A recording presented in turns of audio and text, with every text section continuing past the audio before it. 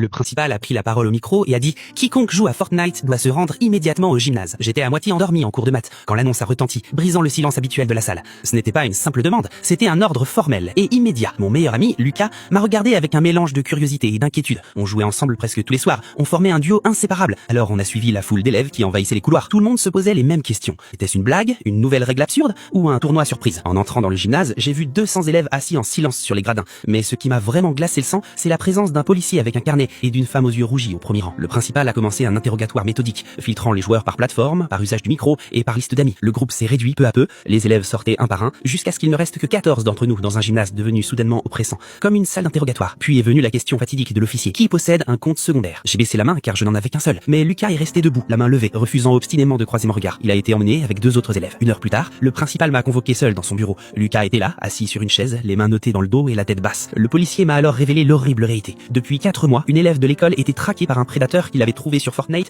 avant de l'identifier et de la harceler sur le réseau de sa console. Les messages étaient d'une précision terrifiante, décrivant la couleur de ses rideaux ou l'heure exacte à laquelle elle éteignait sa lumière chaque soir. Les preuves numériques et les enregistrements vocaux désignaient Lucas sans aucun doute possible. J'ai regardé ce garçon avec qui j'avais partagé tant de rires et ses yeux étaient vides, totalement absents. Il a été emmené et je ne l'ai plus jamais revu. Depuis ce jour, je repense sans cesse à nos longues parties nocturnes et je me demande si, pendant que je lui parlais naïvement de tactiques de jeu, il était en train de détruire la vie d'une fille dans le silence de sa chambre, juste sous mes yeux.